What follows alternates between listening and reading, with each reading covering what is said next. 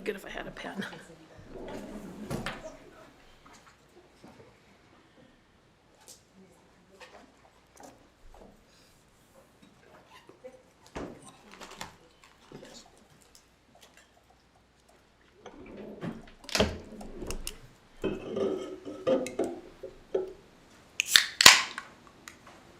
We're live? Okay. I'd like to call the Tuesday, May 9th meeting to order at 4 p.m., regular meeting today. And I'd like to acknowledge the land on which we gather is the traditional territory of the Ktunaxa, the Syilx, and the Sinix people, and is home to Métis and many diverse Aboriginal persons. We honor their connection to the land and rivers and respect the importance of the environment to our strength as a community. Councillors, are there any late items? Seeing none, moving on to item 4. Adoption of the agenda is circulated. Could I have a mover, please? Moved by Councillor Tate, seconded by Councillor Woodward. All those in favor? Opposed? And that carries. Adoption of the minutes of the previous meeting, the regular council meetings of February the 14th, 2023. Could I have a mover? Moved. Seconded by Councillor Woodward, moved by Councillor Tate. Any questions on the errors or omissions on the were noted? Seeing none, all those in favor of adoption of the minutes, and that's moved, and nobody opposed, carried. Item number 6, resolution to close the meeting to the public.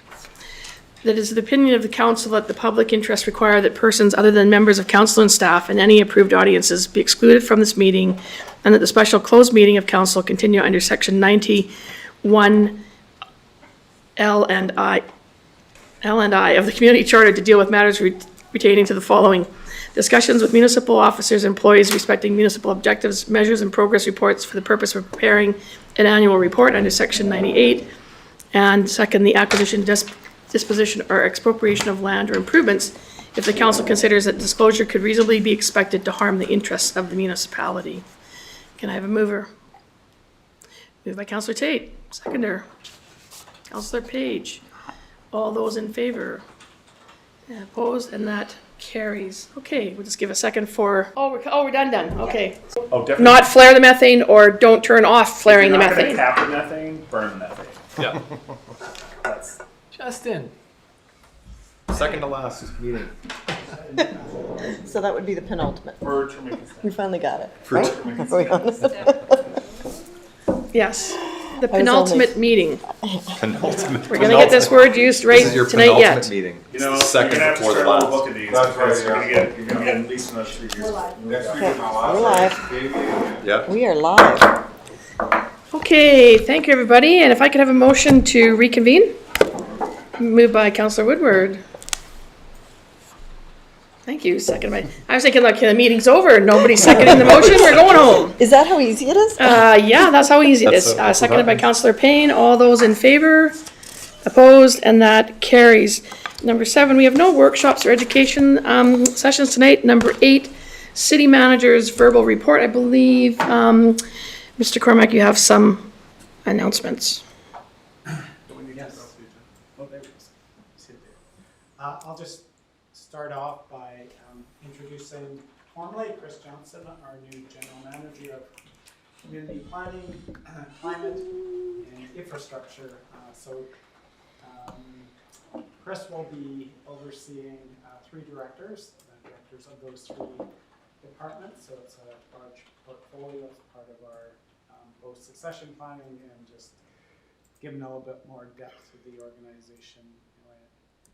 Over 8 positions reporting to myself, and this will allow us to, to better support those directors. As council knows, every single one of them has a very large plate of work on their plates, and they all interrelate into the work they do. So we're really excited to see Chris here and be able to make sure we're connecting all those dots. Occasionally. Sebastian will walk in and see a map on the wall and go, oh, I didn't know we were doing sidewalk work there, we're doing some planning work there. So so a chance to really make sure that we're considering infrastructure, how we develop out and on all aspects of that. So quite excited. Chris comes Gus from the regional district of Central Kootenays, and work in their sustainability department as well as the emergency management side of the organization. And part of that, they work with Wildfire BC as well as the City of Calgary and the Utilities Division. So there's a broad range of experience and a long time Nelsonite and a long family history here in Nelson. So we're excited for that.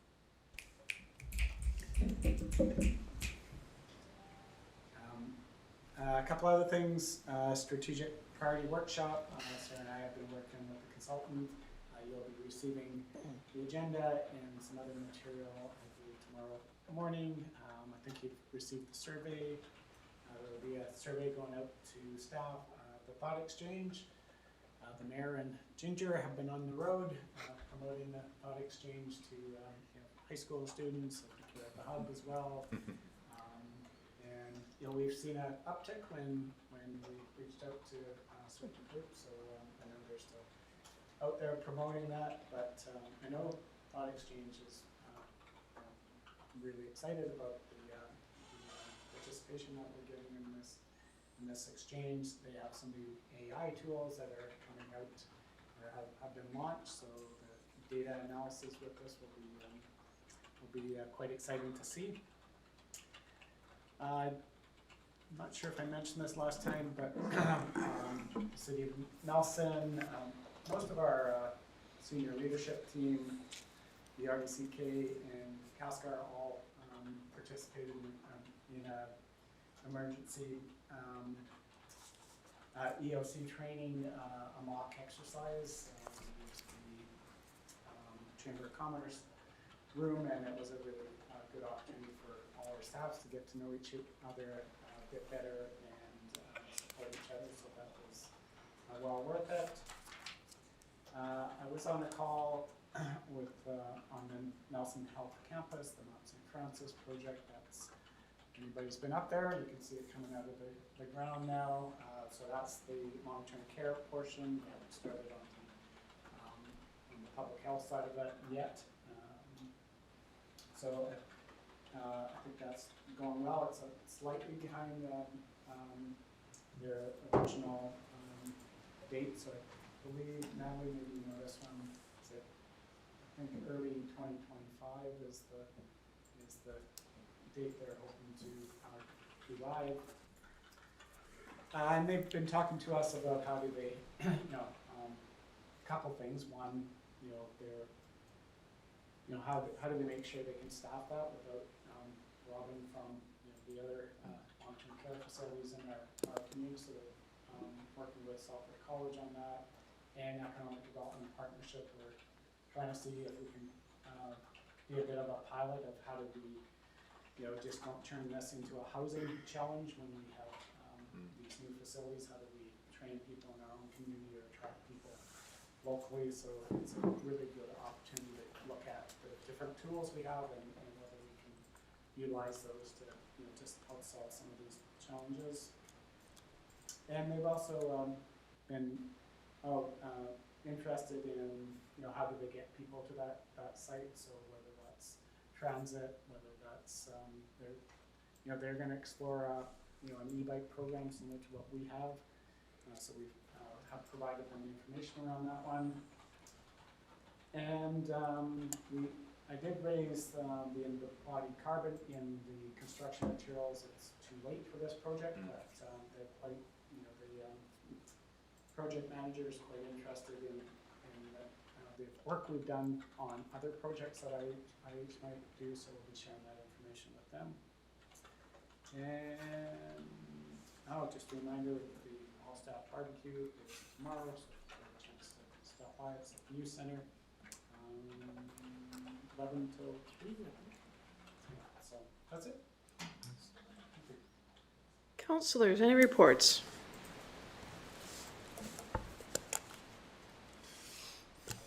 Councillor Pinero. Yeah, just the last couple of weeks, I guess. I actually don't know if this qualifies as a report, but lots of people have been reaching out to me, like coming into the gym and calling me and whatnot about issues. Is that relevant? Sure. Sure. Okay. We have to So- know what the issue is, I guess, so Well, report out yeah, on it. residents of the neighborhood around the proposed installation site and the current clubhouse, basically. And so a few different people sort of stopped me on the street or giving me a call or what have you. And so we had a lot of long conversations with those people around that issue. It impressed, and also actually I've talked with some people who work for service providers that sort of be dealing with our homeless and people that deal with addictions, and so kind of got both ends of the spectrum on that issue a little bit. But I think what sticks out for me, just from the community voices that I've been hearing, is that there's a lot of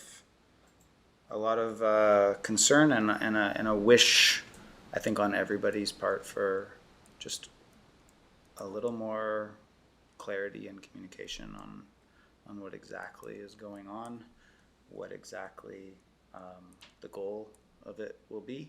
And I don't think I'm wrong in saying that if maybe there's two sides, maybe there's not, but I think everybody that I talk to shares that concern, that there has been a bit of just a lack of communication on the part of I guess IH in this case on what their end goal is here and how it is going, how are they going to go about getting to where they're going. So there's a bit of confusion from the community and a bit of frustration about that, I would say. And so I hope that we are somewhere closer to giving people a little more clarity on that issue in the future, because I know that there's a lot of frustrated people out there on all ends of the spectrum. So that's just been something that's been brought to me lately. I'll just pass that on. So I'll just follow up from yours, so I'll just go into part of my report. So today, and there has been some communication going on. There has been some meeting of concerned citizens group. We of course had our council meeting with IHA back in April, asking for some clarity, asking for site plans, what their public engagement process would be. So these are all questions that we've asked. So today, as I normally do once a month, I attend the Fentanyl Task Force committee meeting, and there was a special announcement that started off the meeting at 9:30 and it was given by Karen Lehman of Interior Health, basically announcing that starting Friday at 7 o'clock, the inhalation site will start running at the clubhouse. So public consultation, I'm not sure how that's happening. I did ask the question during the call is about public consultation, and this woman said that there was consultation with the through the MLA's office, and she wasn't in that meeting. I was at the meeting with the MLA. We did not discuss when the inhalation site would be starting, what the procedures would be around it. We had no further information because we were still waiting for, we're still waiting for a lot of information, but that wasn't part of the discussion. The discussion at that time was about issues surrounding the clubhouse and the venue there that have been ongoing for a couple of years, and the fact that the community, both the business community, the neighbors, and people who utilize our recreation facilities, would like to see some changes happen at that corner before any service expansion. And and I said, and so part of my question was, what's the public engagement plan? And do the neighbors know? And supposedly that there will be a flyer delivered to the neighbors tomorrow. So 48 hours before the launch of the program, some kind of communication will come out. I have no idea at this point what the communication is or how it will be delivered to the businesses and the neighbors in the surrounding area. So that was part of my report for tonight. So do you have some, yeah, Just can I have a question regarding that? sure. Yeah. So was there are you aware of when the hours, like when staffed hours would be at that site starting Friday? Like, is it So this is- 7 until? Yeah, so this is what I was told, so that they'll start setting up whatever it is that they're setting up, and supposedly it will wrap up at or around midnight on Fridays and Saturdays. So 7 p.m. until midnight, Friday and Saturday, and then the rest of the week, it's just sort of as it was. I would imagine it's their daily programming on Monday to Fridays. Right. Okay. So there's been a number of questions that have been submitted by the concerned citizens and businesses that IH asked for. Those, as far as I'm aware, have been sent to Interior Health, but there's been no response to them, those questions yet. And one of the things was not to have, one of the requests was when they submitted their questions was for no additional service increases to the clubhouse until such time as at least they got back their answers to their questions, because they did have just general concerns about the safety and the lighting and all things that we've heard before, whether or not there could be a fence, trying to sort of contain some of the trespassing that goes on there, as they do have trespass signs posted, but there's trespassing continuing on a regular basis on that property. And so those questions, as far as I know, have not been answered yet. So that's where this project sits now. I am writing another letter tomorrow to Interior Health again. Mayor? Yes. Just for the public, could you describe the relationship between the municipality and IH, so that's clear that where IH, what they can do and what we can do? Can you talk a little bit about that? Well, I can talk about that, or I can defer also to city staff, but I'll take a shot at it for you because, I mean, it is a bit technical, but Interior Health is a provincial entity. And the municipal government, sits a level below the provincial government. And we don't have the authority as a municipal entity to overrule or put into conflict with any presiding provincial orders, edicts, bylaws, or policies, and is actually in the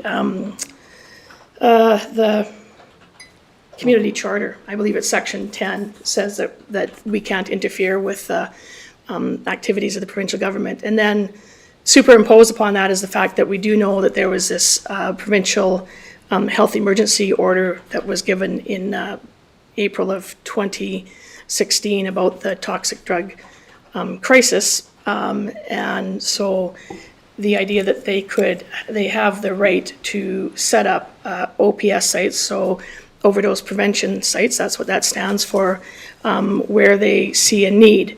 This now will give us 3 overdose prevention sites here in the city of Nelson once this inhalation site is operational. So we will have the one at the end of Baker Street, the one that's at the hub, and now we'll have this one here.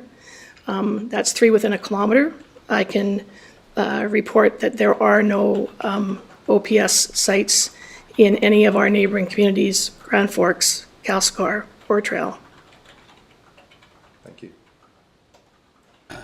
Madam Mayor, can I Yes. just add? Just to clarify the rules. Yeah. The mayor's quite right that, we have limited powers where most provincial agencies do respect our zonings, our requirements around that. So our staff are in contact with IH staff around fencing and ensuring there's not nuisances, etc. So we have had some information back from them of what they intended to do there, which doesn't really comply with what our requirements are. So staff are trying to at least work through those parts of it with them. So we're a bit disappointed that they've gone ahead without, allowing, doing those meeting the requirements of our zoning. And so we'll continue to work through that at the staff level, and as the mayor said, we don't have authority to not allow it. You know, I think, Sebastian, correct me if I'm wrong, I think the use at that site would be permitted in terms of the zoning side of it. It's just all those other things. I believe they're meeting with our fire chief tomorrow. You know, there's some requirements around, what type of material should be used for this structure, and et cetera. So it's kind of, down to the last minutes to it just seems a bit rushed at this time. And as council's aware, the mayor's certainly been advocating for a better site that's not in a residential neighborhood, and we will continue to try to work with them to find a more appropriate site. Thank you. And so, does anybody else have, I got a couple more things not about this issue, but a couple more things that I can say just in terms of things that, okay. So anyways, I had a wonderful time on Monday. So there is always a sunny side of my job that doesn't have a job description. On Monday, I met with our group, our newly hired youth climate corps. And what an enthusiastic group for young individuals. All women. I did pitch, where's the gender equity, but they said that it's lots of young women are very interested in the climate, and so they're all excited to get going. I have asked them that as things go along, that hopefully maybe in July we can have them at a committee of the whole meeting to do a presentation on their successes for the year. Some of the things that they've got a big agenda, but some of the things that they will be doing, of course, that they'll be at the market and they'll be at the evening markets, and they're going to be trying a few ventures like that. I did say that hopefully they'll keep a seat for councillors, because I know a number of you want to get out more in the public and be engaging with the public, and they said that they would hold a seat for you at their table if you'd like to join them on the odd Saturday. So they would encourage you to come and be with them. So, and they were getting the full meal deal. They were getting to go to the power plant and the solar garden on Monday, and they were all really excited to get started on that. So that's just great. They're just so enthusiastic, and I'm sorry, but they're so young. And then the other thing I did is that Ginger, who's our communications officer, said we should go for a walk on Baker Street. So we did last week go out and walk up and down Baker Street and stop. We were trying to capture one of the demographics that's been missing from the thought exchange for our strategic planning was the sort of younger demographic, sort of that young up to almost like 30. And so we were there on Thursday afternoon. It was a nice day on that Thursday last week, and we were out on Baker Street. We were out about 3 o'clock to 4:15 or something like that. The street was just covered with the kids from LVR. So it was great. And so it was wonderful. So we got to engage with a lot of students, and earlier that week I had been up at the high school to see some grade 11 class also about the thought exchange. And so I think that we were able to capture a little bit of that demographic. And Maddie and I went in on Friday to the hub, which is one of our OPS safe injection sites, the community hub by the Salvation Army. And it took a little bit for people to kind of warm up to the fact that the mayor was sitting in their offices and community space. But we had some really good interaction with a number of people that utilized that facility, and they had really great ideas, and they were ideas that I hadn't that I hadn't heard or seen on the thought exchange, and just around cleanliness of the city, opportunities to pick up garbage. More garbage cans, more places to sit, not for themselves, but for the elderly. They were, it was just a great interaction. And so they have invited me to come back and pull up a seat again in the next couple of months and have a chat with some more of their clients that go in there. So all in all, it's still fun being the mayor. And we will continue to work on these more difficult and challenging issues going forward. But be prepared that this announcement caught me completely off guard this morning. And I know that there'll be citizens, residents, and business people that will be reaching out to all of you individually to voice their concerns. And hopefully, for those of you that have businesses, I know this is always tough to try to get that moment of separation so that people aren't, while you're trying to do your job, that people aren't talking to you about city council things. So hopefully things stay under control and conversations stay civil.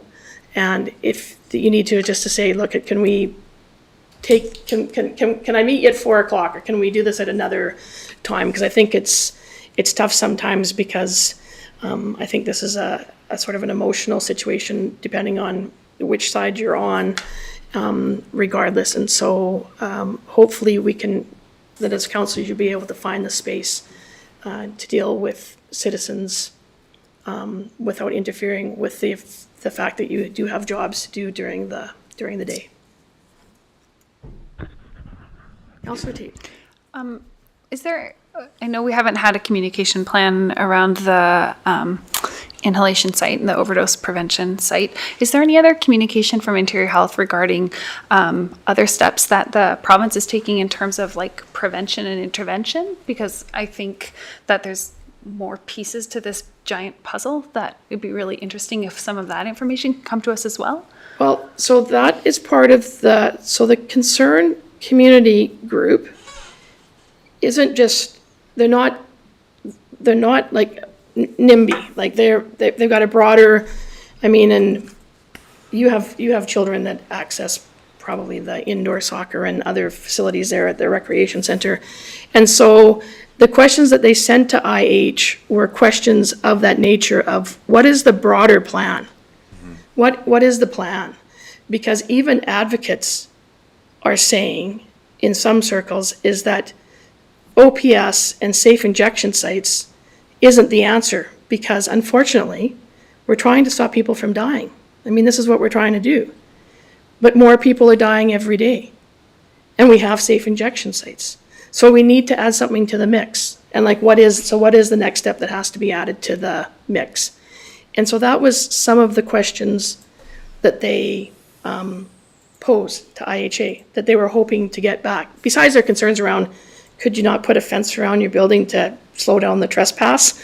You know, so they had those questions specifically about that, but they had programming questions as well, as what are we doing here? Because unfortunately, there's lots of programs there, and it's program heavy in the Okanagan, Vernon, Kelowna, Kamloops area, but there really is nothing from there east to the Alberta border. Cranbrook is struggling. They don't have sites. They don't have shelters. You know, it's that whole mix of things, of the mix of the homeless and then the trying to deal with the health issues surrounding mental health and addictions. So they have asked for that. Have we asked for that? We've been asked questions by them as well. So I was party to the meeting where those questions were put forward, and when we get the answers to them, they can be circulated to council. But it truly is like, I mean, they need to be doing more. I mean, Interior Health needs to be doing more about this issue from many fronts besides the limited ones that we have currently. So in answer to your question, yes. And now it's a matter of getting the information back. I think the other thing to note is the Ministry of Mental Health and Addiction does have a full plan on addressing mental health broadly, but definitely on the addiction side of it. And I think they're a few years into it. I think it was a 10-year plan, and they're I think it's about 3 or 4 years old now, and so there is a clear vision of what they're intending to achieve through that, and what these investments are. I'm not sure what the update on that or how they feel they're doing towards that plan, but it is comprehensive, and I would encourage everyone to look at it, and I think that's quite legitimate that we ask our MLA, our minister of how are they addressing that, especially in our smaller communities where those resources aren't there.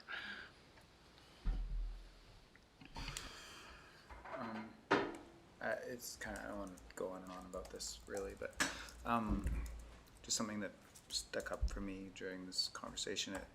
I just wanted to reiterate that I did speak with a bunch of different people. So I spoke with residents of the area, business owners of the area, and also stopped by Piers, which is just down the street, right? And it was interesting that across the board, nobody knew what was going on. Mm-hmm. So as of last week, Piers didn't know that there was going to be a safe inhalation site at the clubhouse. And that's like, they are in that world completely. And Well, it's Piers that will be running the so the Piers will be running the inhalation tent. Like there's not going to be like an IHA social worker there. It's going to be the Piers. They've had training. I was told today in this meeting that they've been trained up.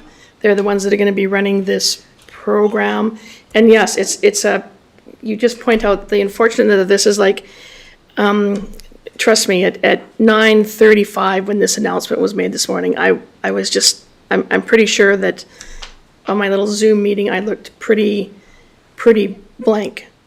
Well, and I just, as a furthering to that, and maybe this can make its way into the message from the city in some respects, I think that like, there's lots of studies and academic things that have been done about addiction and the dislocation from community and all of these sorts of reasons why people end up in these situations.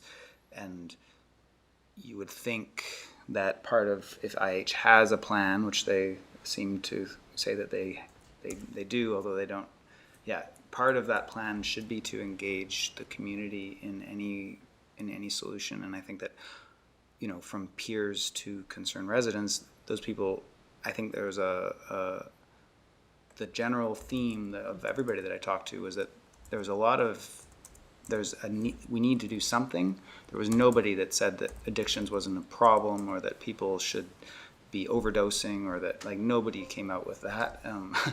I think there was just a level of frustration on the lack of engagement from IH because everybody sees that the solution is community-based and everybody from all aspects of the community need to come together, not only when addiction is already a thing and people are already going through this problem, but to make sure that more people don't fall into that situation and get people before they get to that point. Like, safe inhalation is really a Band-Aid.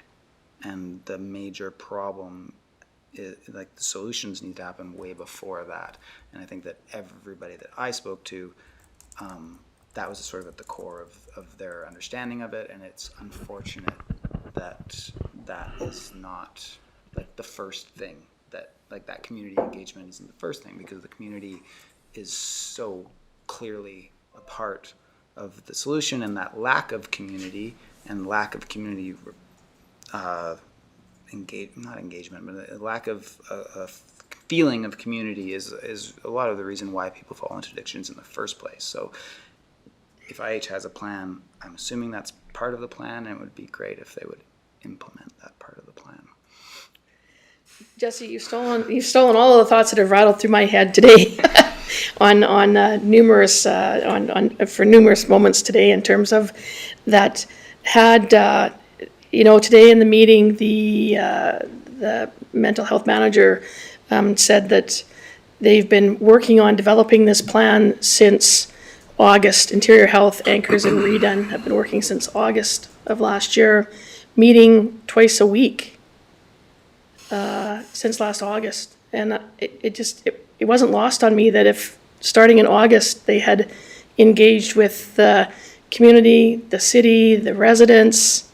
I mean, really not the city, I don't mean like, when I talk about the city, I don't mean come in and talk to us. I'm talking about talking to the city, the people that live here. Nelson has survived for 125 years because we're innovative and we are a caring and compassionate community. And when you engage us and you engage properly, you shouldn't be scared of hearing the good, the bad, and the ugly in a process. And so in almost 10 months of meeting twice a week, they somehow failed to take the opportunity. This is a lost opportunity to have not done really good quality public engagement. And so I hear what you're saying, Councillor Pinero. I know that I don't want to put words in Councillor Woodward's mouth, but he works with some of the people that work on street outreach, and they've had concerns about whether or not the location is the proper location. It's not whether or not it's needed or not needed. It's about location, it's about safety, it's about public safety. And these are the things that we have to turn our mind to as councillors, in terms of the fact that we are responsible for the whole city and all of its residents. And public safety is one of our number one priorities. So, okay, moving on. Well, I was just waiting for. Oh, you wanted to talk, sorry. Councillor Page, sorry. I'll be super short. That's what they all say. So it's been a fairly quietish couple weeks since the board meeting when I last gave you an update. The highlights really are just that, and we have some of it coming later today with the terms. The board meeting of? The RDCK, which was in my last report. So we have the terms of reference for the long-term campus review coming forward to us later today. We also released some funding to support indoor soccer's pursuit of a feasibility study for a soccer dome in the amount of $5,000 from some planning and feasibility monies we put aside to support the criteria that are baked into the service review or the service establishment bylaw now. As part of just my work connected to local government, we did have strat planning within the local government committee for the Columbia River Treaty negotiations. I have nothing to report out from that, but that consumed much of my week last week.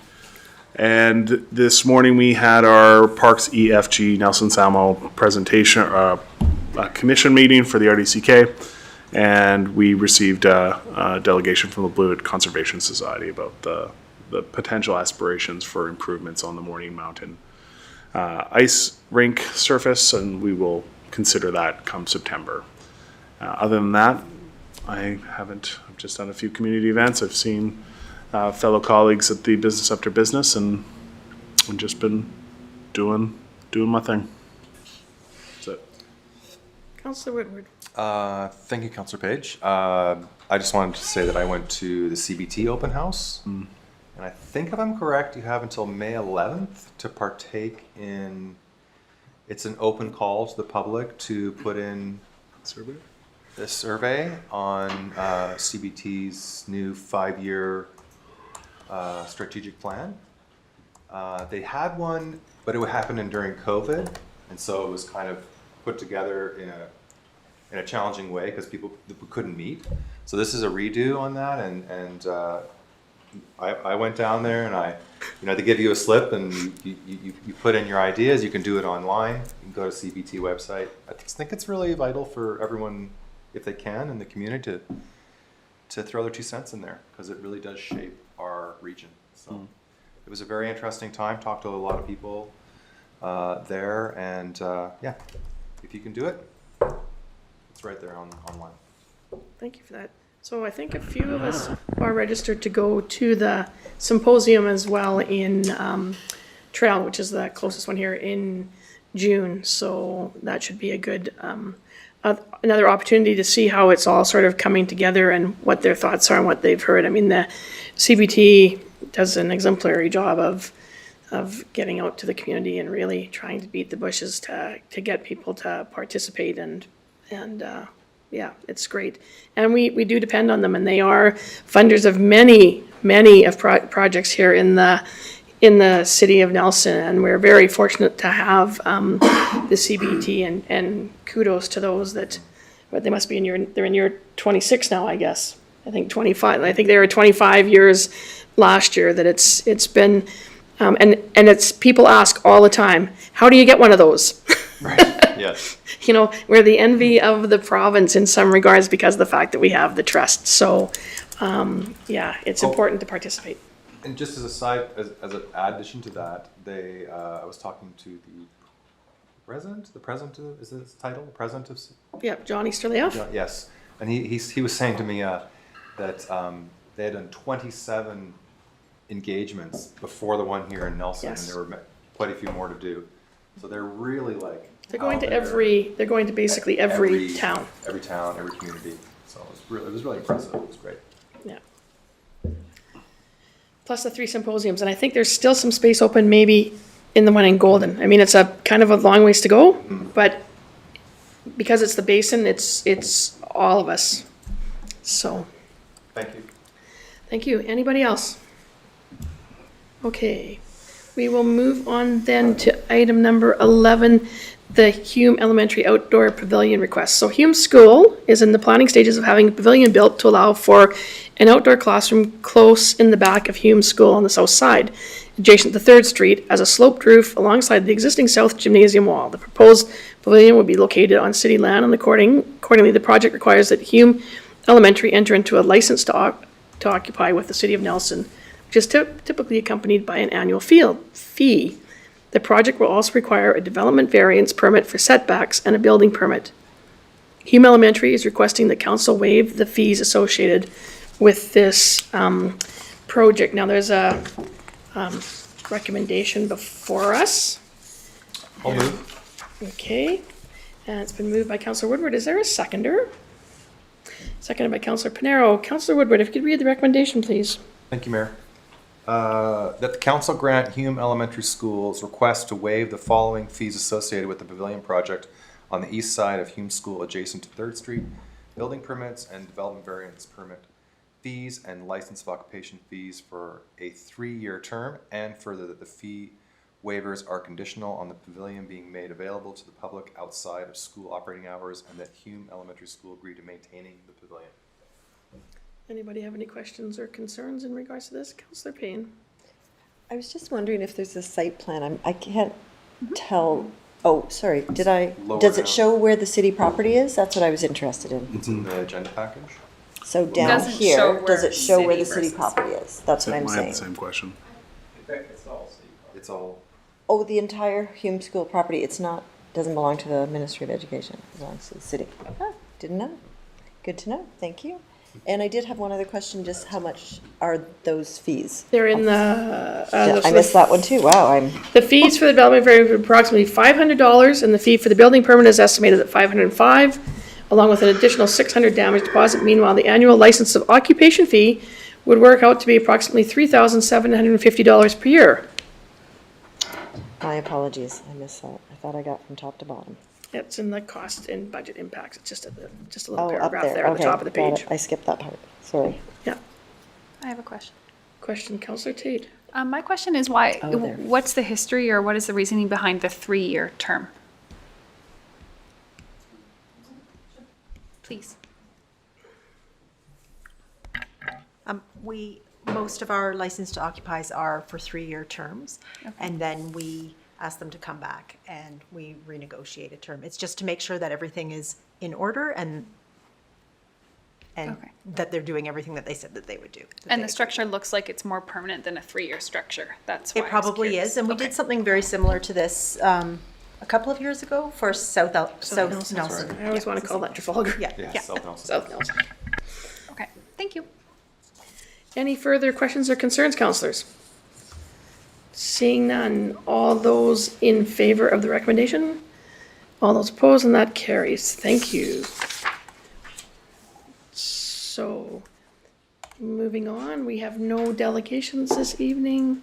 Moving into the bylaw package, we have bylaws, waste management and wildlife attractants amendment bylaw number 3566. Consistent with Nelson Next and the previous council direction, the city is implementing an organics diversion program that makes use of countertop appliances to pre-heat household organics.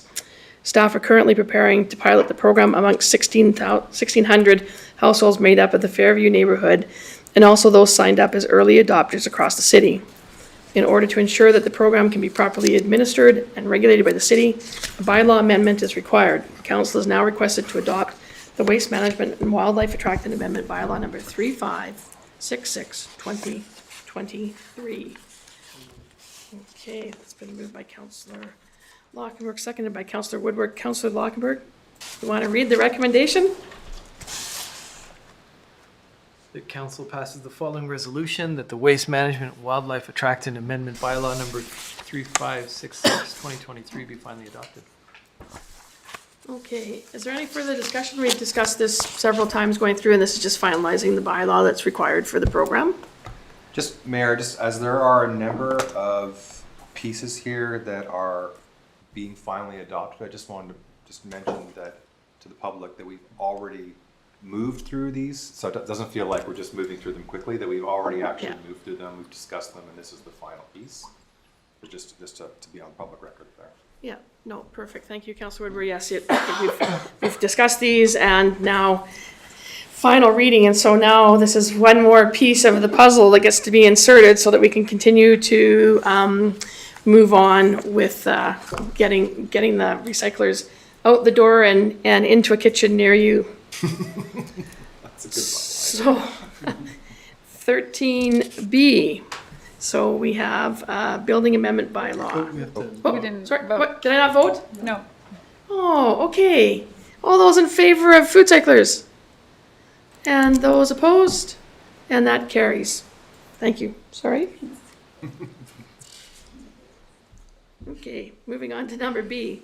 Staff are presenting a report to council in response to recently published changes to the BC Building Code. Staff are proposing that the building bylaw be amended to require that Part 9 residential homes hit either Step 4 of the BC Energy Step Code or hit Step 3 of the BC Energy Step Code if they also achieve the EL3 strong level of the Zero Carbon Step Code, which used to be known as the Carbon Pollution Standard. This optional based approach is colloquially known as a step-back approach. Building Amendment Bylaw number 3570, 2023 is now presented for adoption. So again, we've had presentations on this starting just when our term started and looking at staying ahead of what's required within the BC Building Code. And again, we've trumped what they're asking for currently. And so is there someone that would like to move the resolution? Councillor Woodward. Seconder, Councillor Lockenberg. Any discussion? Seeing none, all those in favor and opposed, and that carries. Thank you, councillors. Okay. Number 3, general bylaw amendments. Oh, all the fun stuff. Development Services is proposing amendments to the zoning bylaw, the official community plan, and the off-street parking and landscaping bylaw. Council is now asked to adopt off-street parking and landscape bylaw amendments number 3564, 2023, and to pass third reading and subsequently adopt zoning amendment bylaw number 3563, 2023, and the official community plan amendment bylaw number 3565, 2023. So again, there's a number of recommendations. Corporate officer, you want them done separately? Okay, so we have a mover, Councillor Lockenberg, and seconded by Councillor Woodward for number 1. Councillor Lockenberg, if you That don't the mind. off-street parking and landscape amendment, bylaw number 3564, 2023 be finally adopted. Okay, that's been moved and seconded. Any discussion? Seeing none, all those in favor? Opposed? And that carries. Recommendation number 2. I'll move. Moved by Councillor Woodward, seconded by Councillor Tate. Councillor Woodward. Thank you, Mayor. That a zoning amendment General Amendments Bylaw number 3563, 2023 be read a third time by title only. Okay, that's been moved and seconded. Discussion, council. Seeing none, all those in favor? Opposed, and that carries. Recommendation number 3. Moved by Councillor Lockenberg, seconded by Councillor Tate. Councillor Lockenberg. That the zoning amendment bylaw number 3563, 2023 be finally adopted. Okay, any discussion? Councillor Tate. Yes, I would like to note how much work it is to go back through bylaws to find errors, omissions, and things that need to be updated or edited as the world evolves and changes. And that's something to keep in mind as we move forward making new bylaws. I think we're still trying to catch it. We're still trying to get rid of the bylaws that don't work anymore about like, you can't park your horse on Baker Street, but yeah.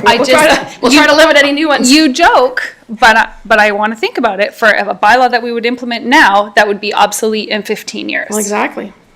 Trying to keep up with them is a bit of a tough road to hoe, that's for sure. So that's been moved and seconded. All those in favor? And opposed, and that carries. Recommendation number 4. Moved by Councillor Woodward, seconded by Councillor Lockenberg.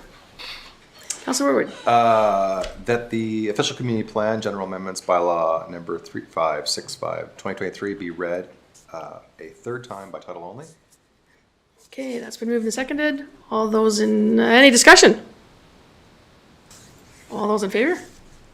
And opposed, and that carries.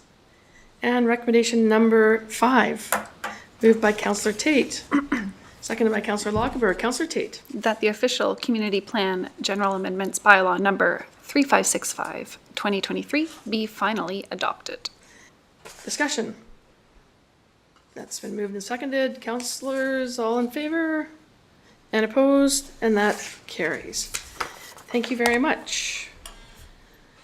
Okay, moving on to item D. So the applicant, Jared Station Development Co. Inc., has applied for bylaw amendments to allow for a mixed-use development within the existing unfinished building at 45 Government Road. The applicant is seeking the following amendments: the official community plan, amendment bylaw number 3568, mixed-use commercial industrial designate to mixed-use residential, and the zoning amendment bylaw 3567 from MU4, waterfront mixed-use industrial commercial, to MU3, Railtown mixed-use residential and commercial, plus tourist accommodation use, and off-street parking and landscape amendment bylaw number 3569 to be included in Schedule A of the downtown parking map area. Staff believe the bylaws are appropriate and generally consistent with the OCP. Council is now requested to pass third reading and adopt the zoning amendment bylaw and the OCP amendment bylaw.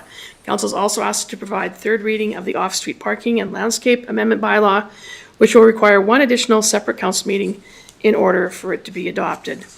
So we've seen this before, councilors. We've also had the required public meeting at 5 o'clock in regards to moving forward with these recommendations.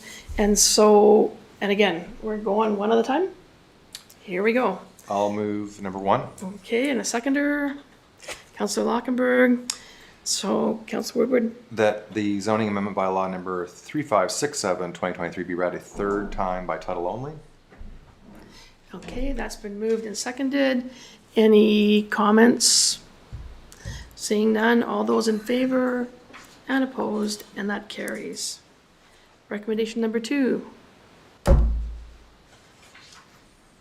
Moved by Councillor Lockenberg, seconded by Councillor Woodward. Councillor Lockenberg. That the zoning amendment bylaw number 3567, 2023 be finally adopted. Okay, that's been moved and seconded. Councillor questions? Councillor Payne.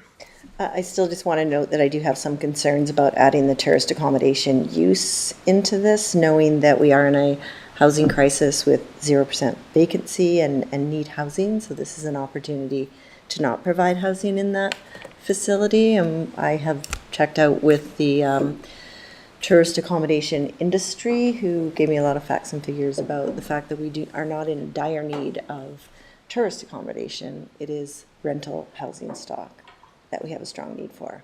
That's my concern around adding that use to this particular bylaw. Okay, all those in favor? It's been moved and seconded. All those in favor? And Councillor Payne, would you like to be recorded as opposed? Thank you. Me too, please. And Councillor Pinheiro. Thanks. Okay, and that carries. And item number 3 on the agenda, I will. Councillor Woodward, seconded by Councillor Lockenberg. It's been That moved and the official- seconded. Sorry, go ahead. That the official community plan bylaw number 3568, 2023 be read a third time by title only. It's been moved and seconded. All those in favor, opposed, and that carries. Item number 4. Councillor Lockenberg, seconded by Councillor Woodward. Councillor Lockenberg. That the official community plan amendment bylaw number 3568, 2023 be finally adopted. Okay, that's been moved and seconded. Any comments, council? Okay, all those in favor, opposed, and that carries. And item number 5, moved by Councillor Woodward, seconded by Councillor Tate. Councillor Woodward. That the off-street parking and landscape amendment bylaw number 3569, 2023 be read a third time by title only. Can I Okay. just check, is this third reading or is this adoption for the off-street? It was third reading, because I think that's what I read at the beginning. It was third reading, and then we have to have one more. We'd have to have another meeting. This is only third reading. Yeah, we missed a reading on, yeah. Okay. We need to. Okay. So now that we're good? Okay. That's been moved and seconded. Discussion, councilors? Seeing none, all those in favor? And that carries. Thank you, councilors. And was there any, not to shortchange Councillor Pinheiro or Councillor Payne, were there any other of those motions that you wanted to be recorded against? Okay, thank you. Okay, moving on. Ooh, gosh, this is a heady evening tonight. The 5-year financial plan bylaw, number 3571, 2023, for the period 2023 to 2027 is being presented for council's consideration. The plan includes the revenues and expenditures planned for the 2023-2027 and have been presented to both council and the public. All proposed expenditures, funding sources, and transfers to or between funds must be included in the plan. Both the operating budget and the capital budget information are attached in Schedule A of the bylaw. Council is requested to adopt the 5-year financial plan bylaw number 3571, 2023. And before I ask for a mover, Financial Officer, Mr. Drury, would you like to say anything, or are we? Sure. You don't have to. No, I do actually have a little bit of a tax update if you want. So, Rates less.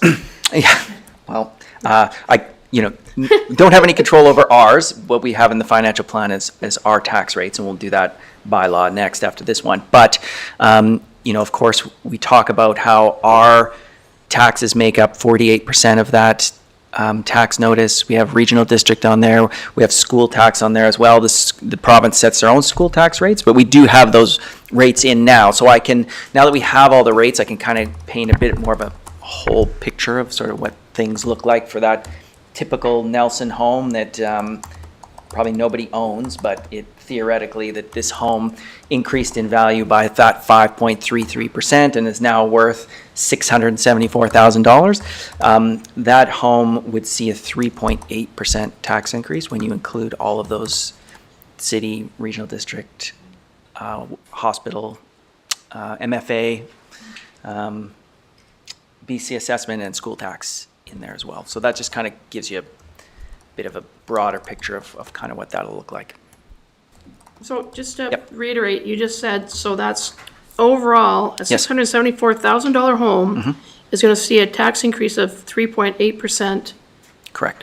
So then what you're telling me is in amongst all of that is both school tax and the hospital tax decrease? The school tax was nominal, like 0.5% increase over last year for that City of Nelson home. We talked about this before, the West Kootenai Boundary Hospital actually went down for folks in Nelson, so those kind of help cushion things a little bit. Okay. Yeah. Well, some good news. If I may, then, was there some sort of disparity in the increase in property values between the city of Nelson and outside the city? That would be my, Yeah. overall, the budget probably for the hospital didn't decrease. It's just that our share of that pie is smaller compared to, Yeah. Our property outside, values yeah. grew slower than it did. Correct. in Other areas. yes. Councillor Payne. Do you have that number of what that average household then would be paying I over and do. above? Yep, and this is before a homeowner grant. Right. But that average home would pay, I think, $3,940. Yeah, before a homeowner grant. And last year it would have been then 3,800. Yeah. Nice.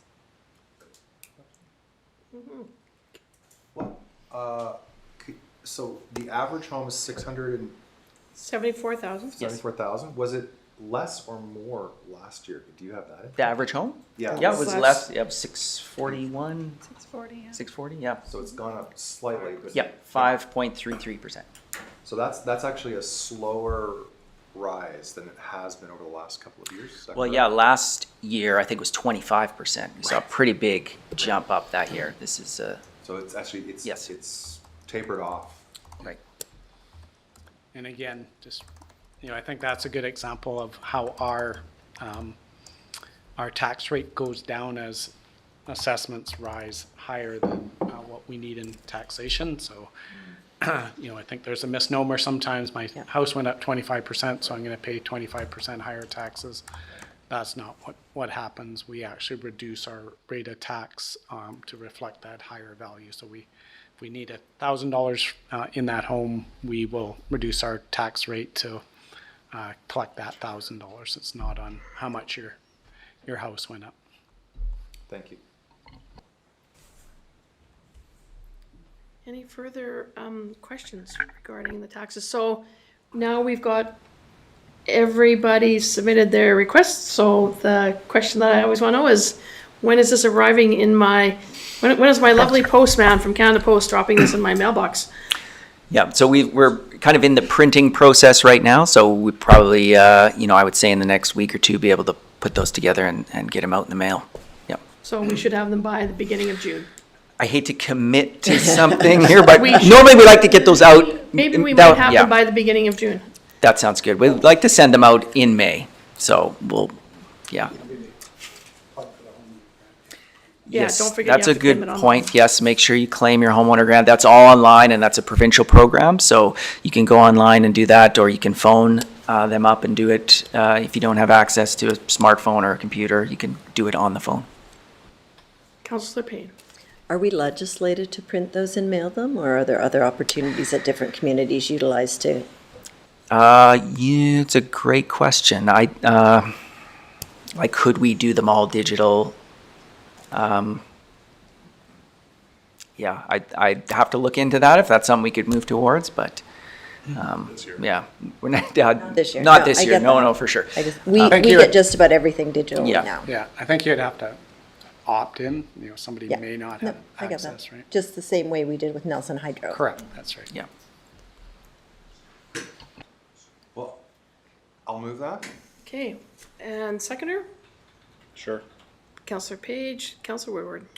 That the 5-year financial plan 2023 to 2027, bylaw number 3571, 2023 be finally adopted. And so any further questions or concerns, council? Seeing none, all those in favor? And that carries unanimously.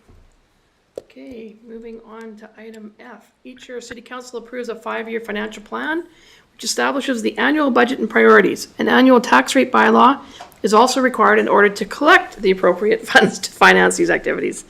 The annual tax rate bylaw supports the initiatives in the city's 5-year financial plan and therefore supports the city's corporate objectives. Council is requested to adopt the annual tax rate bylaw number 3572, 2023. And so back to you, Mr. Jury. This time I really have nothing to add. So moved. I'll move the recommendation. Okay, and a seconder for the recommendation? Councillor Woodward, Councillor Page, if you could read. That the Corporation of the City of Nelson annual tax rate bylaw number 3572, 2023 be finally adopted. Okay, any further questions or concerns, councillors? I just want to thank staff and council and everybody that was involved. It's always a long haul to get to this point. We started the day you got elected, having meetings about the budget and budgetary preparation. And here we are in May, finally winding up the last vote that we have to make until we have to have a tax adjustment in the middle of the year for some reason. Say it ain't No tax adjustment. Yeah, sorry. Whoa. Anyways, all those in favor and opposed, and that carries. Thank you. Yeah. Thank you, everybody. So, recommendation from staff. We have a couple of recommendations here. Records management. The current Records and Information Management, RIM, policy provides guidance on handling records that are in the possession of the City of Nelson.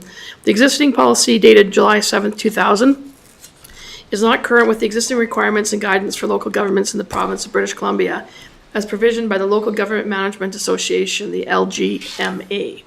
Council is now requested to approve the Records and Information Management Policy as revised. So, I'll move the recommendation. Once every 23. Yeah, Second. 23, that one lasted. gosh, 23 years. Yeah, I see that. 23 That years was a ago. keeper. 23 years ago, so when I was on council, But this has to 23 years, I was on quite council then. change too, right? And we used to get the binder. Sometimes we'd get 2 binders. I was in really great shape because then you also had to walk up the stairs to council chambers in the old city hall With your binders. with your binders. I do have a question. You go there. My question is, this is a great policy. It's not really about the policy, it's about process. Is this something, a policy like this, 23 years later, how do you know it needs to go on the work plan for that year? Like, how do we know it's time? And how, was this in strategic planning? Question.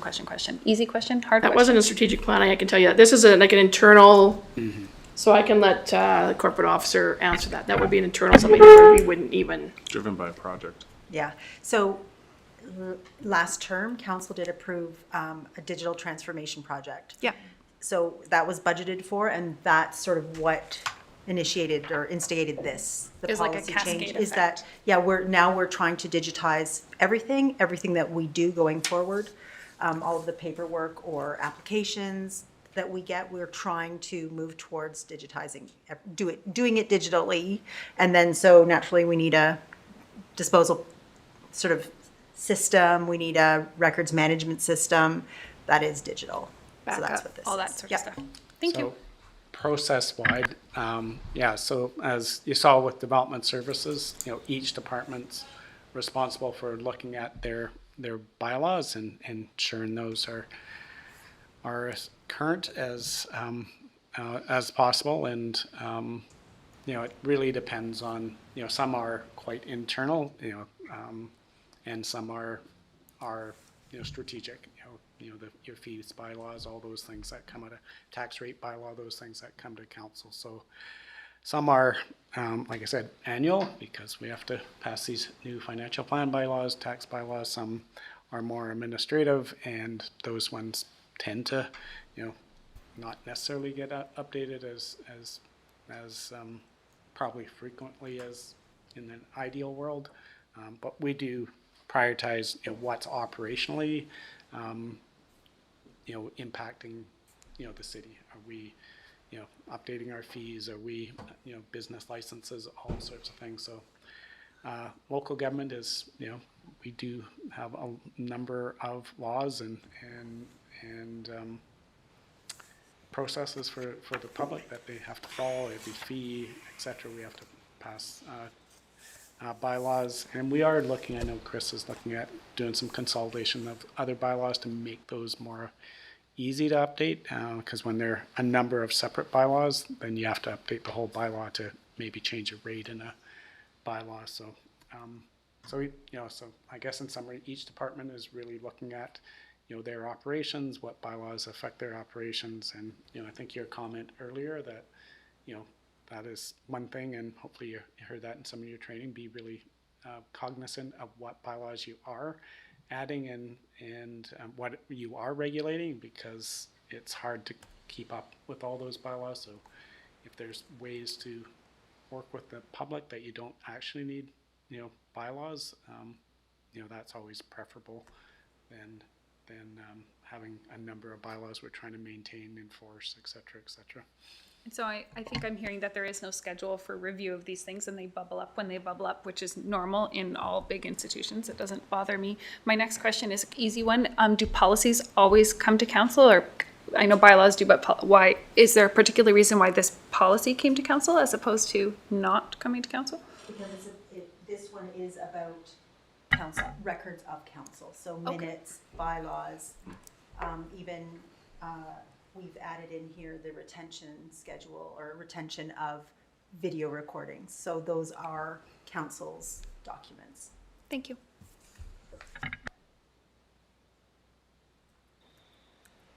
Did I get this moved and seconded already? No, I didn't think so. So, okay, moved by Councilor Woodward, seconded by Councilor Page. Councilor Woodward. That the records and information management policy number 1490.00.005 as revised be approved. All those in favor, opposed, and that carries. Thank you. And item number 14, the Nelson District Recreation Commission number 5 is working to conduct a needs assessment to gain an understanding of the status of campus facilities and assets and a community needs in advance of updating the recreation master plan. The NDRC 5 has approved the terms of reference to guide the consultation, engagement, and needs assessment for the Nelson Community Campus. NDRC 5 is now requesting council's approval of the terms of reference. So they were there in front of you, councilors, to read, and perhaps the chair of the Recreation Commission would like to move the motion. Certainly. That council approves in principle, well, I guess we need a seconder first, right? I'm probably ahead of myself. I'll second. Okay. That council approves in principle the Nelson and District Recreation Commission number 5's terms of reference regarding the consultation, engagement, and needs assessment for the Nelson Community Campus. I have a question. Councilor Tate. My question is, so I feel like this is the first time the terms of reference has come to us. Is that correct? Often when we get new things, we have like a staff presentation that tells us, hey, this is what's come to us, and here's some of the benefits that we see, and here's some of the places where we might consider doing other things. And I'm curious if this has already gone to staff, and if so, if we should schedule some kind of conversation about it. Well, the reason this is here before us, Councillor Tate, is you know from the last recreation meeting, which I do believe you attended. Yep. There was concern about if there wasn't some buy-in or some agreement to looking at these terms of reference in some capacity to go forward, to be able to have future discussions around the Rec 5 table, Yep. that this probably needed to come back because the RDCK would be looking to see that the city of Nelson was agreeing, at least in principle, with the fact that this dialogue should take place at the table. So I did ask, as is my pleasure as the mayor and by default being also on this committee, that it come to this meeting tonight so that we could have a staff report. This isn't our staff that needs to report. This is more like we're doing this on behalf of the Recreation 5 staff, so. Right, so it goes to Yeah, so this is gonna go, so if we kind of say, yeah, we agree in principle, this is gonna go to the table, as was kind of explained to us during the meeting. This now goes to the whole regional district table, because there could be money involved. So the whole RD table then has to approve this. So it's not that the Recreation 5 can stand alone and approve this and go. So they need to see our minutes reflect that we said, yeah, in principle, because we want to be able to have discussion at the rec table. This is why we've brought this here. It can then get to their table, probably even for next week, except for the fact that there's not going to be any representation from the city of Nelson there because we're all going to be in strategic planning. But that it's there, so it's in process. Otherwise, it's a long process while we go back and forth and try to figure out when do we see it, when does it get to their table, when does it get from their table back to the Recreation 5 table. So it's quite a If I may, swimming thing. And the chair, who's part of there's two things here. bringing this forward, would be good.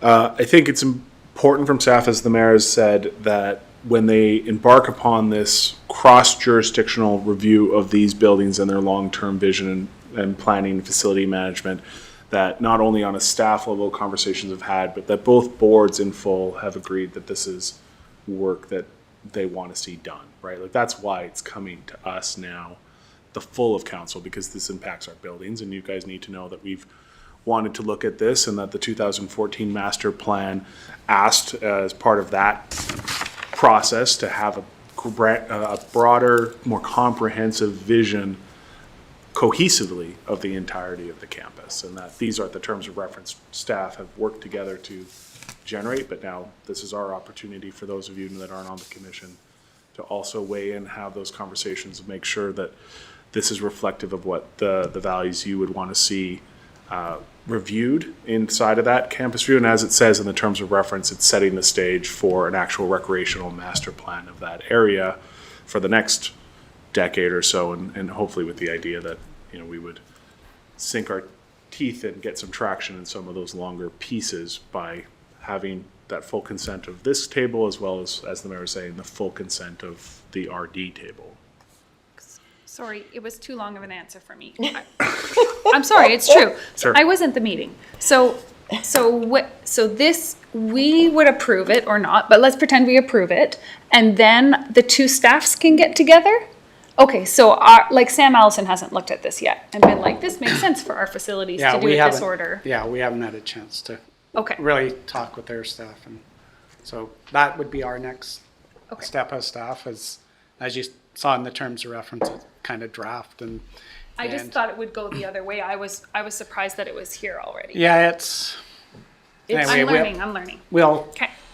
Yeah, they and operate who a really little bit knows? differently. I mean, should it have gone to the RD board first? But I can tell you from sitting there for many years, the RD board will say, well, it doesn't look like the city of Nelson is approved. And so then what you end up sitting there as the person is that our representative, Councillor Page, doesn't really have the right to say, yep, I'm good, because he's not good. He's not one of the isolated individuals there. He comes to speak the voice of our table. So it has to be seen at our table. So it doesn't matter where you want to put it, because he can't really say, yeah, we're in, when if somebody walked out the door and said, hey, Councilor Pinero, I heard that you were going to do a master plan review, and Councilor Pinero's like, we did what? Well, Councilor, your director said that we were good to go. So it's important that we know overall what's going on. So I can never figure out who's supposed to make the first move. Okay.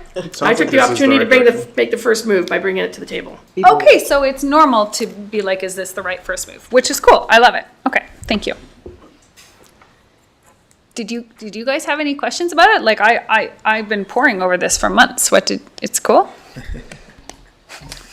yeah, it's certainly from a staff point of view, we're treating this as draft, and gives us a chance to start to have those conversations with the RD staff and make sure that it's going to achieve what we hope. One of the things is, I think you need buy-in from the rural directors. If they want to participate in our facilities, then I think they need to have some buy-in to that. Otherwise, we can plan our facilities and how we use our facilities, how we choose. So whatever that looks like. And to be fair, we have established through the Service Establishment Bylaw criteria by which we might evaluate this. This is trying to get at a clarity of what each and every one of those buildings are doing, and what the plan is, or what the state of the planning might be for each of them, so that there can potentially be opportunities for coordination down the road without necessarily having those conversations now. Right now, it's just a review of what is going on. What is the state of play? Well, there's, like I said, there's. It'll lead to more, for sure. Yeah, and, is, this table and those rural directors willing to change the usage of those facilities? Like, if there's no appetite for that, then I'm not sure if it makes a lot of sense to do a whole bunch of planning of potential different uses, so I think there's some. I think part of the value is understanding with clarity where there is opportunity for collaboration, where there isn't, will inform the long-term master planning regardless. If we know certain things are off the table, then it informs Exactly. what kind of recreation plan we make. If we know certain things are open for opportunity, we have the example of the derelict property adjacent to the fitness center. If we know that's off the table or on the table, that certainly changes the scope of what long-term recreation master planning might be for the facility expansion, RE fitness centers. But yeah, it's good to have Preliminary. clarity. Hopefully this allows us to have some robust discussion, and I've brought it here to the table at this point, because otherwise it would be maybe June, once it got bounced back potentially from the RD table,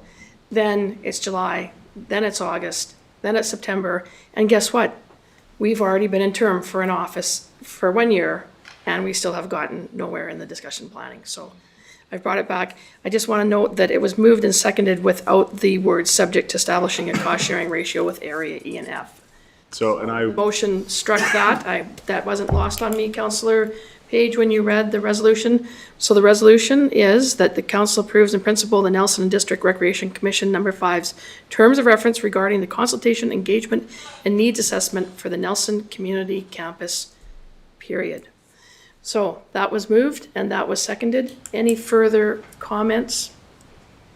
you beat me to the punch. Sorry. I was going to, so what I wanted to do was propose that as an amendment and have a discussion just based on that, rather than have it included. You don't have to make it as an amendment. You read out the resolution without it there, so you read out a resolution that was seconded without Yep. the words there, so it needs no amendment. So it needs no discussion, because it's not an amendment. Well, I guess from clarification point of view, how is this getting funded? That's why I wanted to bring it as its own discussion. Because I don't know. Okay. So I wanted to propose the second portion, the subject to establishing a cost-sharing ratio with areas E and F as an amendment, and then have a seconder and have just a discussion about that. You can bring that as a second motion. You don't have to amend the current motion. So on the first motion, Okay, sure. which I read, I think everybody's got it figured out now. All those in favor, seeing how there's no further discussion, thank you. And opposed, and that carries. Councillor Page, did you want to bring a second motion to the table? Okay, subject to and further, subject to establishing a cost-sharing ratio with areas E and F. Second for discussion. Okay, So, speaking to that, I had left it off specifically because I'm not necessarily in support of this specific version. And I wanted to have a more fulsome discussion on how we might shift the cost sharing ratio separately or differently than the already 70-20-10 cost sharing ratio we have within the taxation service as it stands, or what values we might bring in if we're going to instigate a campus review that might cause us to start costing out the review of some of our buildings. So I think that's a bigger discussion, and so that's why we're having it here, is how do we want to, and I know this is a concern of the mayor, and that's why that piece was in there, but how do we want to shift this separately from what we're already doing when it comes to the split that happens over the taxation within Rec 5 itself? Can I just clarify, is there a budget in Rec 5 to do this work? This is, like, yeah, we planned for this. there is. Yeah. Yeah. Oh, go ahead. Yeah, come on up. Chair. Yeah, my understanding is there is a $100,000 budget for this study in S226. So it does not speak to that, what may come out of it, if there's, the cost sharing that might be divvied up further down the road of like further, studies that might happen. And as I understand it, in that service, in the 2023 financial plan, that 100 grand is there for this study that the report speaks to.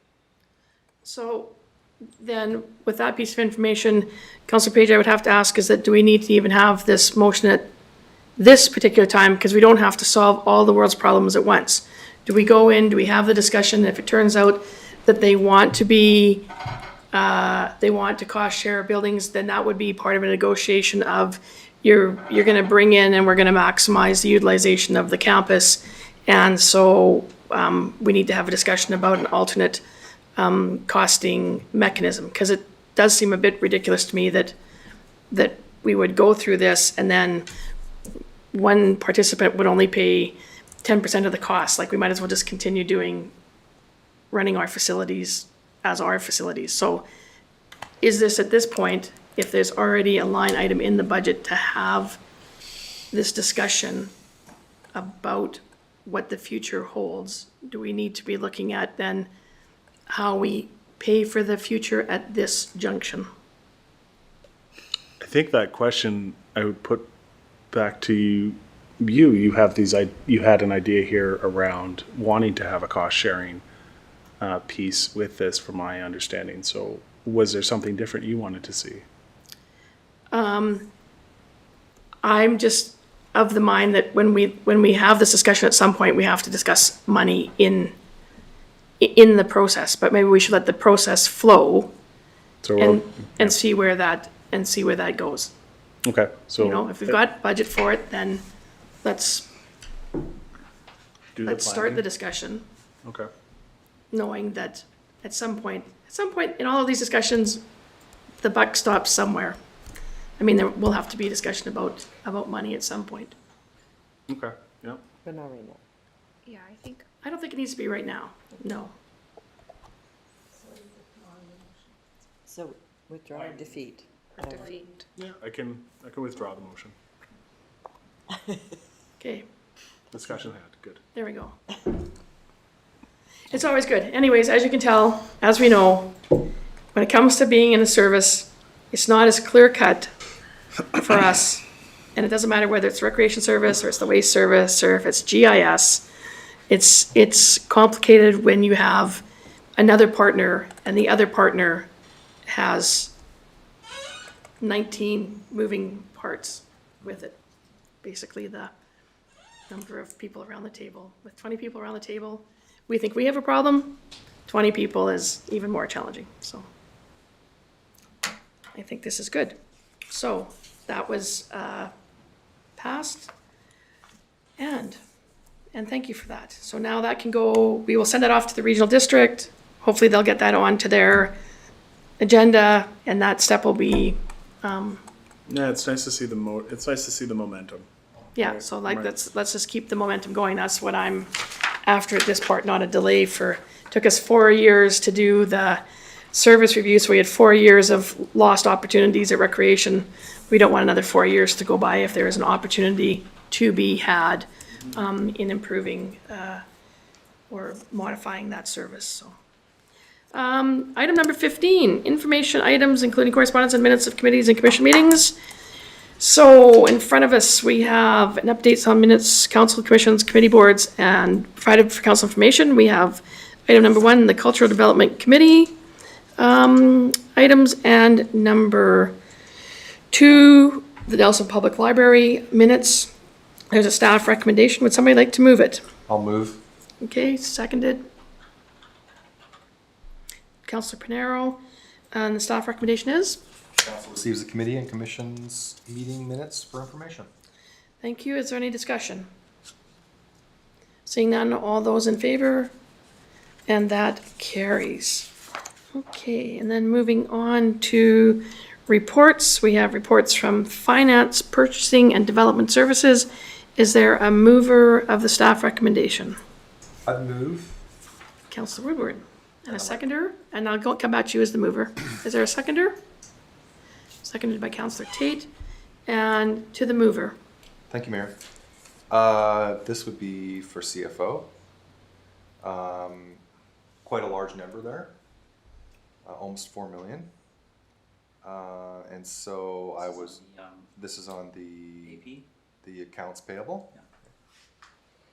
So I was going through that and came across that it was, where is it now?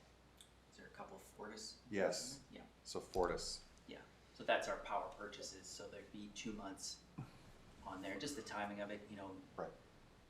1 month, probably at the beginning of a month, and then the next one at the tail end. So we're Yeah. essentially on electricity, we're spending $1 million a month on electricity? Depending on the time of year, yeah. Just thought that We're was not it. generating, yeah, when usage is at its highest and we don't have freshet, and yes. So it reminded me that how lucky we are to have our own generation plant. Because 50% of that we're generating, so we're very privileged to have that as a city. And the other one, a question I had for CAO was the building permits and statistics.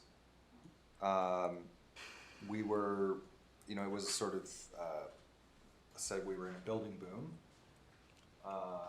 and maybe one of the biggest Nelson has seen in its history. And I was wondering where we're at kind of in that. Are we still, are there still as many permits going out, or is the boom still happening, or is it leveling out? Is there any information on that? I don't know, Chris, if you have any insight. As far as I understand, talking to the staff, things are picking up again. We're busy. Obviously, we have these larger projects, the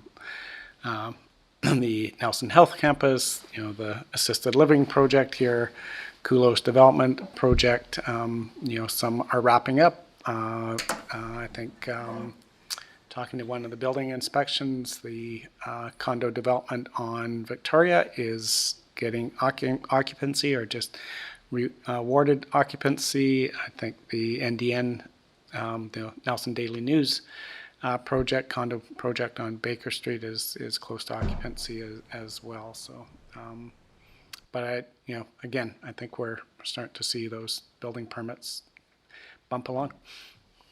Yeah, thank you, through the chair. I think, the couple of things that I was briefed on before on the stats here is, yes, absolutely, still very busy, historically very busy.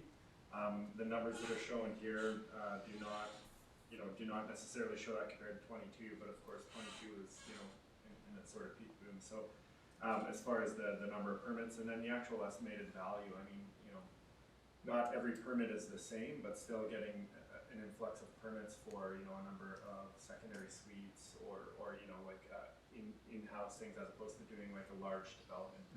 That's going to significantly change the value of those permits. Right. So overall, the building group, the planning group is still in the building group, still very busy.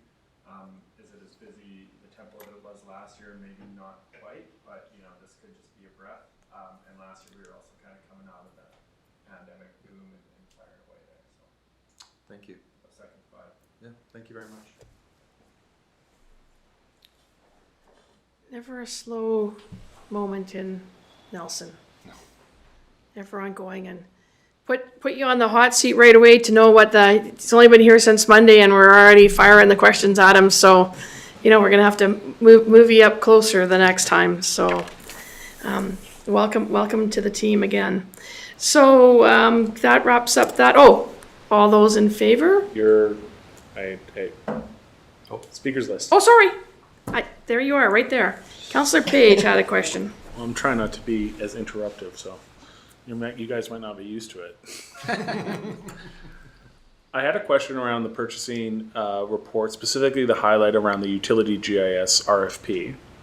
And I don't know who would be best. It seems like Chris answers everything now. So my question specifically, in having a conversation with Sangita, and we're about to take some looks at what's going on over in some of those pieces. Have we invited the RDCK to bid on that RFP or made them aware of that? Like, I know they may be already aware, but when we already have a GIS system in another place, like how much are we creating more GIS systems versus integrating GIS information into I think our more GIS places? is this piece is for Nelson Hydro, Yeah, I understand right? that. And, it's to capture infrastructure, Yep, I which understand that. is, not really what the RD is doing, and we need to, In the current implementation, yeah. yeah, so we have, we did get a consultant to, scope, and they did look at, could the RD provide this, and the conclusion was, no, we really need to manage our own infrastructure, and, Nelson Hydro needs to, as you're aware from their asset management plan, that was one of the key things. They need to know where every transformer is, every meter is, every, all those components of their system. So they have licensed, the license they purchased is for the city as a whole, and, yeah, we're, Sorry, is this we've posted an RFP or we've awarded an RFP?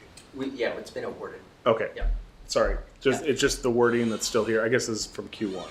Yes, correct. Okay, so Yeah. delayed information. It's Okay, a that's public fine. Like, process, it's on BC bid, all those things, not that they'd normally be sort of looking for something. no, I know. Yeah.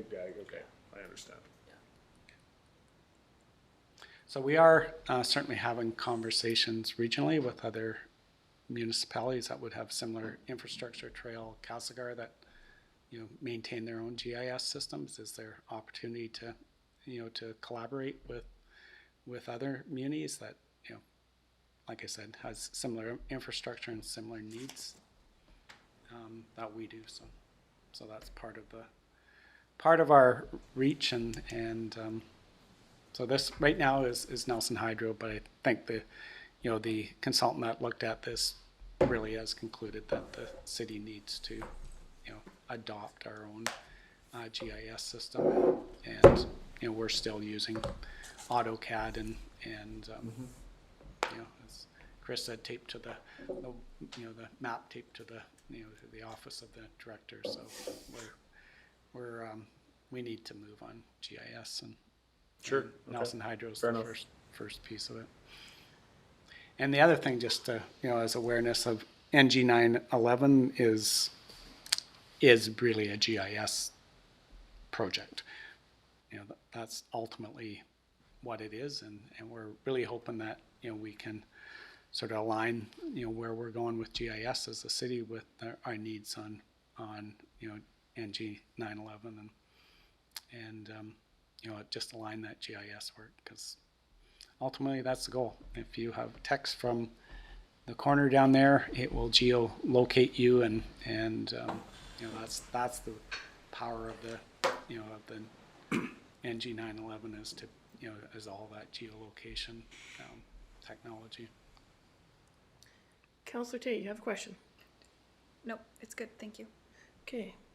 So, any further questions on that? So the council received the reports presented by staff for information. It's been moved and seconded.